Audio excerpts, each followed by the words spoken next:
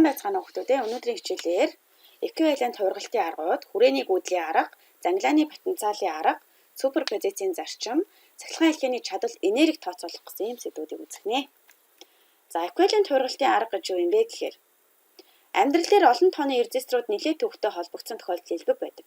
За тиймээс бол цахилгаан хэлхээнд хургалт хийж эквивалент хэлхээ бүтээдэг. Ингэхдээ дараах аргуудыг ашиглана. За ижил потенциал зангилааны арга, хэлхээний идэвхгүй эсрэг тодорхойлох арга, зангилаа хуваах арга гэсэн аргуудыг үзнэ. За ижил потенциал зангилааны арга бол хэлхээний ижил потенциалтай зэгүүдийг хооронд нь холбох арга. За яах нь энэ хэлхээний бүгдээрээ ерөнхий эсрэгүүцлийн тооцоолъё. За тэхийн тулд эхлээд яах вэ гэхээр зургаас бол А болон А штрих цэгүүдийн потенциал нь тэнцүү. За Б болон Б штрих цэгүүдийн потенциал тэнцүү болох нь харагдчихна.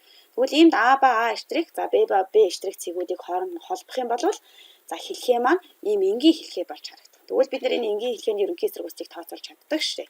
За тэгвэл эсрэгүүцлийн тооцоолох юм бол яах нь? Зэрэгцээ холбогдсон ерөнхий эсрэгүүцлийг бид ингэж тооцдог тийм ээ. За ижил потенциал зангилааны аргыг хэлхээний ижил потенциалтай цэгүүдийг салгах арга гэж бас авч үздэг.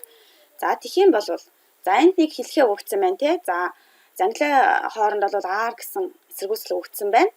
За тэгвэл яах нь хэлхээний оролт гаралтын А, Б цэгүүдийг дайрсан шугам дээрх О цэгийг ижил потенциалтай O1, O2 цэгүүдэд бол салгаж болдог. За яаж салгах юм бэ гэхээр зурагт харуулъя. За ийм байдлаар салгаж болох юм тийм ээ. За тэгвэл ингээд хэлхээний ерөнхий эсрэгүүцлийг бол бид нэр тооцох юм бол амархан болж байна. Тэгвэл энэ хэлхээний эсрэгүүцэл нь тооцохоор 2-ны 3 арга гарч байна. За хэлхээний идэвхгүй эсхийг тодорхойлох арга гэж байна. За тэгвэл энд хэлхээний ижил потенциалтай цэгүүдийн хоорондох элементүүд дээр хүчтэл унахгүй. Тэгвэл энд ижил потенциалтай цэгүүдийн хоорондох хэлхээний цэгүүдийг тооцохгүй байж болдог. Энд хэлхээний оролт гаралтын эсгүүдийг холбосон шулуунд перпендикуляр хавтгай дээрх цэгүүд ижил потенциалтай байна. За жишээлбэл энэ хэлхээг бүгдээрээ харъя. За AC, ED гэсэн энэ цэгүүд энэ тийм ээ. За тэгвэл яах нь? За зурагт үзүүлсэн хэлхээний ерөнхий эсрэгүүцлийг бүгдээрээ олъё.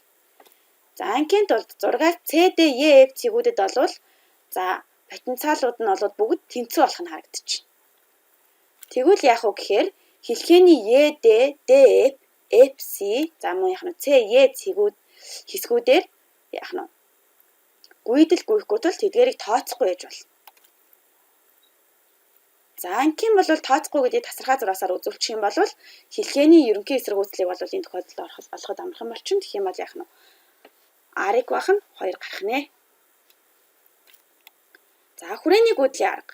Энд цахилгаан хэлхээг хүрээ болгон хувааж хүрээ тус бүрт өөрийн гүйдэл гүн гэж үздэг. За тэгвэл энд эхний хүрээ маань энэ тийм ээ. За 1-р хүрээ, за энэ бол 2-р хүрээ байна. За энэ хүрээ тус бүрийн хувьд бол яах нь өөрийн гүйдэл гүн гэж бүгдээрээ үзгэнэ. За энийг бол бүгдээрээ цагийн зүүнний дагуу гэдээ аваад үзчихье. За гэх юм бол яах нь? За хөндлөн холбоосын хувьд бол яах вэ гэхээр муу энэ цахилгаан хөдлөгч хүч тус бүр дээр бол энэ R гэсэн дотоод эсрэгүүцэл байна гэж бид нар үзэн тийм ээ. За тэгвэл яах нь хөндлөн холбоосын үед бол хүрээ тус бүрт Ом-ын хувь бичиж. Тэгвэл R резистор дээгүүр 2 гүйдэл яах нь эсрэг чигт гүйж байгааг анхаарах хэрэгтэй. За харагдаж байгаа хүрээний гүйдлийн чиглэлээс. За тэгвэл яах нь?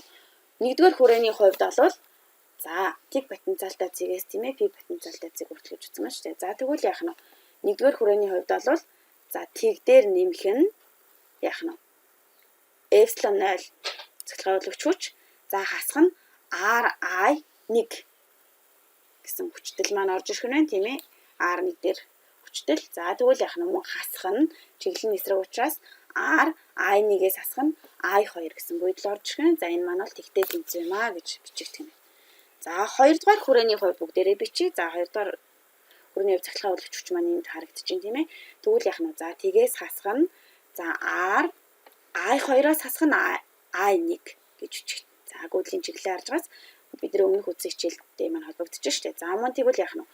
За энэ дээр нэмэх нь Epsilon 2 буюу цахилгаан хөдлөгч хүч. За хасах нь R2 I2. За эсрэг байгаа учраас тийм ээ гүйдлийн чиглэлийн эсрэг байгаа учраас. За тэнцүү тэг гэж бичигдэх юм. За Киркоффын хуулиар бичигдэж байна тийм ээ. За тэгвэл яах нь? Босоо холбоосын үед нь бүгдээрээ дахиад бичиж үзье. За тэгвэл цахилгаан хөдлөгч хүч ба эсрэгүүцэл өгөгдсөн гэвэл гүйдлийн хүчнүүдийг олох шаардлагатай бол. Тэгвэл 2 тэгштгэл 2 үл мэдэгдэгч энэ бол харагдаж байна тийм ээ. За эндээс тэгвэл яах нь вэ?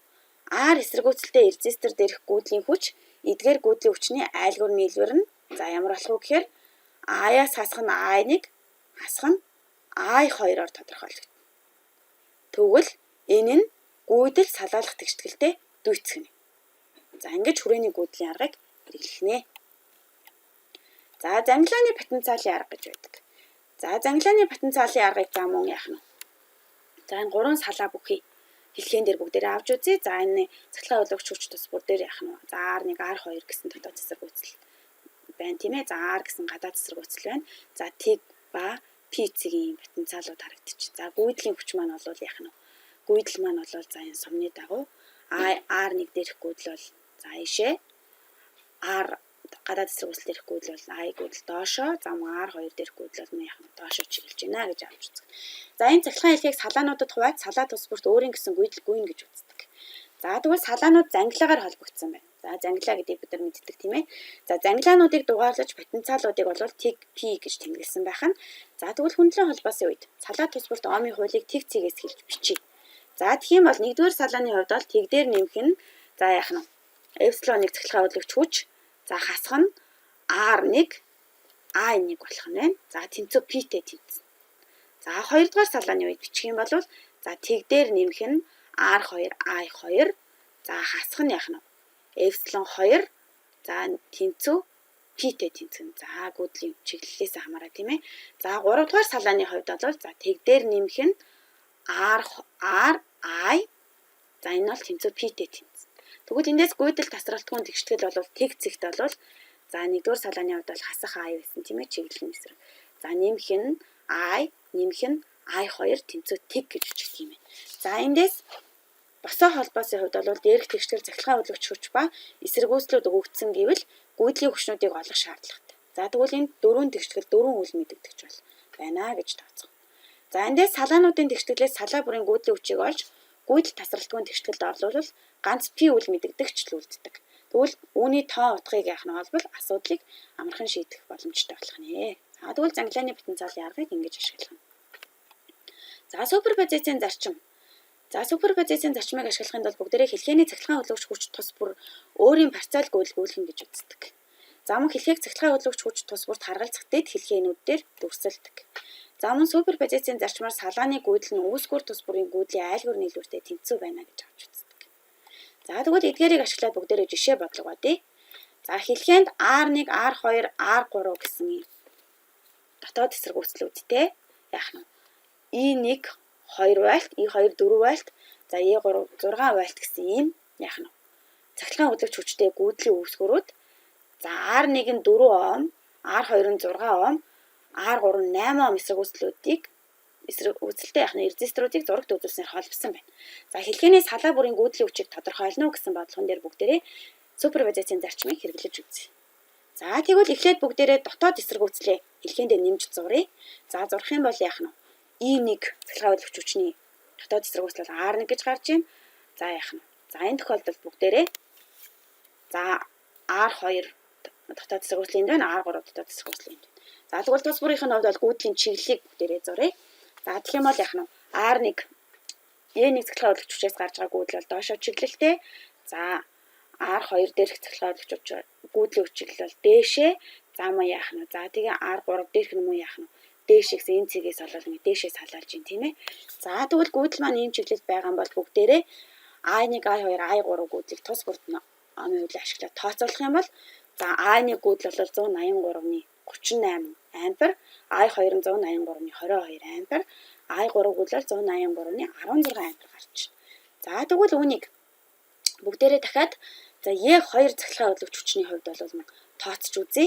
За тэгэх юм бол яах вэ гэхээр за E2 цахилгаан хөдөлгөгч хүчний хувьд тооцох юм бол энэ дээр гүйдлийн чиглэл маань арай өөр болж байна. За яах нь эндээс I1 гүйдэл доошоо гүйж ийн гэж үзэх юм бол эндээс I3 гүйдэл дээшээ гүйдлийн чиглэл I1 гүйдлийн чиглэл дээшээ гэж тооцох. За ингээд энэ дээр омын хуулийг очоод тус бүрт I1, I2, I3-ыг болох юм бол за 183-ны 44 ампер I1 нь за I2 гүйдэл 183-ны 64 ампер, I3 гүйдэл 183-ны 20 ампер гарч байна. За бүгдээрээ одоо E3 цахилгаан хөдөлгөгч хүчний хувьд мөн гүйдлийн чигийг тооцоолъё. За эндээс I3 гүйдэл гарч байгаа гэж үзэх юм бол яах нь За энэ гүйдлэр салаалаад I2 дээшээ, за мөн ийшээ яах нь I1 бол дээшээ чиглэлтэй байна гэж үзье. За тус бүрдэн гүйдлийн хүчийг бол I1 гүйдэл 183.48 ампер, I2 гүйдэл 183.30 ампер, за I3 гүйдэл 183.70 ампер, 78 ампер гарч байна. За тэгвэл бүгдээрээ тус бүрийнх нь одоо яах нь гүйдлийн хүчийг нэгтгэж бичих юм бол за I1 гүйдлийн хувьд нэгдүгээр цахилгаан улагч хүчний хувьд бол I1 бол эсрэг чиглэлтэй байсан учраас хасах I1 гэж гарсан. За нэмэх нь бол 2 дахь тохиолдолд эерэг гарсан, 3 дахь тохиолдолд мөн эерэг чиглэлтэй гарсан тийм ээ. Гүйдлийн чиглэл. За тэгвэл яах нь энэ дээр ингээд нэмэх юм бол 61.18 ампер I1 гүйдлийн хүчний хувьд ерөнхий хэлхээний хувьд бол гарч ийн. За I2 гүйдлийн хувьд бол 2 дахь цахилгаан улагч хүчний чиглэл нь бол I2 нь доошоо чиглэлтэй байсан тийм ээ. Тэгвэл яах нь хасах тэмдгээр аваад нөгөө хоёрыг нэмэх тэмдгээр авчих юм бол гарч ирсэн юм чинь яах нь энэ дээр нийлбэрийн тооцох юм бол хасах 61.4 ампер гарч. За энэ маань чиглэл нь доошоо юм аа эсрэг байна гэдгийг гаргаж байгаа. За мөн I3 гүйдэл цахилгаан улагч хүчний 3 дахь цахилгаан улагч хүчний хувьд бол гүйдлүүдийг I3 гүйдлүүдийг нэгтгэх юм бол за 3 дахь хүчний хувьд бол эсрэг чиглэлжсэн I3 гүйдэл маань ингээд нийлрүүд нь бол хасах 61.14 ампер гарч ийн мөн эсрэг чиглэлтэй байна гэдэг тэмдэглэлийн хасах тэмдэг бол гаргаж байгаа. За эндээс нэгтгэхэд бүгдээрээ хариугаа харах юм бол ерөнхий хэлхээн дээр аваач харах юм бол за яах нь нэгдүгээр салааны хувьд бол I1 гүйдэл бол яах нь за 61.18 ампер дээшээ чиглэлтэй. За 2 дугаар салааны хувьд бол 61.4 ампер доошоо чиглэлтэй. 3 дугаар салааны хувьд бол 61.14 ампер доошоо чиглэлтэй гэдэг юм эсрэг чиглэсэн байна. Ингэж чиглэсэн байна гэдгийг харуулж байгаа учраас хасах тэмдэгтэй байсан байх нэ. За тэгвэл одоо бүгдээрээ цахилгаан хэлхээний чадлыг хэрхэн тооцоолох юм бэ гэдгийг судлаа. За тэгвэл цахилгаан чадал нь ялгарсан цахилгаан энерги хугацааны харьцаагаар тодорхойлогддог. За тэгвэл чадлыг P үсгээр тэмдэглээд за А бахан Т, за Е бахан Т гэж биднээс тооцож болдог. За нэгж нь бол ватт буюу жоулыг бахан секунд нэгжтэй. За эндээс бол цахилгаан чадлыг бид нэр Омын хуулиараа задлж өгөх юм бол за гүйдлийн өвчин хүчтэй болж болдог. За мөвчтлийн квадратыг эсэргүүцэл харьцуулах чадлыг болж болдог. Гүйдлийн квадратыг эсэргүүцлээр өвчүүлэх чадлыг болж болдог. За мөн яах нь цахилгаан хэлхээний энергийг бид нар тооцож болно. За тэгвэл энерги хадгалагдах хуулиар тэжээл үүсгэгчийн гаргасан цахилгаан энерги хэлхээний хэсэгт гүйдлийн гүйцэтгэсэн ажил буюу бидний хэрэглэсэн цахилгаан энергитэй тэнцүү байна. За тэгвэл А бол Е-тэй тэнцүү юм бол за эндээс яах нь нөгөө бид нар хүчтэл бол цэнэг сэлжүүлэх ажил гэдгээс бол ажил нь бол хүчлийг үүсгэх нь цэнэгийн хэмжээ болох нь тий. Тэгвэл цэнэг нь эндээс E-г үүсгэх нь Т болдог. За тэгвэл яах нь эндээс ажил буюу энерги бол гүйдлийн хүчийг үүсгэх нь хүчтэл үүсгэх нь хугацааны өвчөр болд юм байна. За мөн цахилгаан төхөөрөмжийн хувиргах энергийн хэмжээг бол бид нэр олохдоо Е тэнцүү чадлыг үржих нь хугацаа гэж тооцдог. За эндээс бол төхөөрөмжийн P-ийн чадал, за Т бол ажилласан хугацаа байна. За мөн дамжуулагч дээр дулаанд хувирсан энерги нь хүчтэл гүйдлийн хугацааны өвчрөөр тодорхойлогдсон. За үүнийг бол Joule Lenzийн хууль гэж нэрлэдэг. За Joule Lenzийн хуулийг олохдоо гүйдлийг хүчлээр өвжүүлээд хугацаагаар мөвчүүлж тооцож болдог байна. За ингээд анхаарал хандуулсан та бүхэндээ баярлалаа. Баяртай.